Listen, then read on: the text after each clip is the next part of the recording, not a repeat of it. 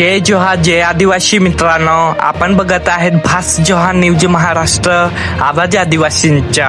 ओडिसात माणुसकीला काळीमा, बहिणींच्या सांगडा घेऊन बँकेत पोचला आदिवासी भाऊ। नमस्कार, आपण पाहत आहेत भास जोहार न्यूज महाराष्ट्र। मी आहे तुमच्या मित्र आणि मुख्य संपादक सुनील पवार। एप्रिल 2026 मध्ये ओडिसा राज्यातील केओंझार जिल्ह्यात घडलेली एक धक्कादायक आणि मन हेलावून टाकणारी घटना समोर आली आहे। या घटनेतील मुख्य व्यक्ती आहेत आदिवासी भाऊ जितू मुंडा, वय सुमारे 50 वर्ष, धियानाली गावातील रहिवासी। त्यांची बहीण काल्ला मुंडा हिचे 2 महिन्यापूर्वी निधन झालं होतं। मृत्यूपूर्वी तिच्या बँक खात्यात सुमारे 19,300 रुपये जमा होते। हे पैसे काढण्यासाठी जितू मुंडा वारंवार ओडिसा ग्रामीण बँक मालोपोसी शाखेत जात होते, पण बँक अधिकाऱ्यांनी त्यांना मृत्यू प्रमाणपत्र आणि वारसदाराचा पुरावा मागितला। जितू मुंडा हे अशिक्षित असल्यामुळे त्यांच्याकडे कोणतेही कागदपत्र नव्हते। इतकंच नाही, काही अधिकाऱ्यांनी तर खातेदाराला प्रत्यक्ष घेऊन या असं सांगितल्याचंही समोर आलं आहे। यामुळे हतबल झालेला जितू मुंडा यांनी जे केलं ते ऐकून तुम्ही हादरून जाल। त्यांनी आपल्या मृत बहिणीच्या कबरीतून तिचा सांगडा बाहेर काढला, तो एका पोत्यात भरला आणि तब्बल 3 किलोमीटर चालत बँकेत घेऊन गेले। बँकेच्या आवारात सांगडा पाहताच एकच खळबळ उडाली।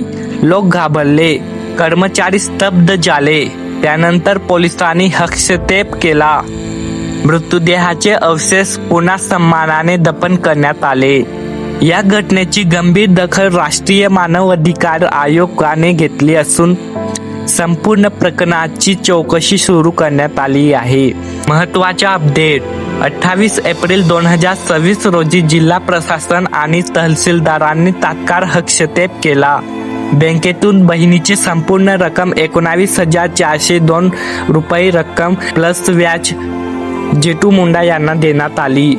यासोबतच जिल्हा रेड क्रॉस दाटून 30,000ची तात्काळ आर्थिक मदतही देण्यात आली।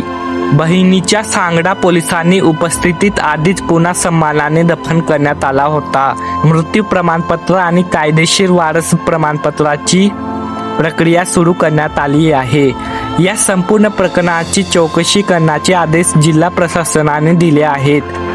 ही घटना सोशल मीडियावर प्रचंड व्हायरल झाली असून संपूर्ण देशभरात प्रशासनाच्या असंवेदनशीलतेवर तीव्र चर्चा सुरू झाली आहे। मित्रांनो, हा फक्त एक किस्सा नाही, ही आपल्या व्यवस्थेतील असंवेदनशीलता आणि गरीब आणि आदिवासी समाजाच्या वेदनाचे जिवंत उदाहरण आहे। प्रश्न असा आहे की जर एका भावाला काही हजार रुपये मिळवण्यासाठी बहिणीच्या सांगडा घेऊन फिरावं लागत असेल तर आपण खरंच विकसित समाज म्हणवू शकतो का? आदिवासी बांधवांना अजून किती अपमान सहन करावा लागणार? ही घटना आपल्याला विचार करायला भाग पाडते। भास जोहार न्यूज महाराष्ट्र चॅनलवर असाच सत्य आणि महत्त्वाच्या बातम्यांसाठी लाईक करा, शेअर करा आणि सबस्क्राईब करा। जय जोहार, जय आदिवासी, जय संविधान।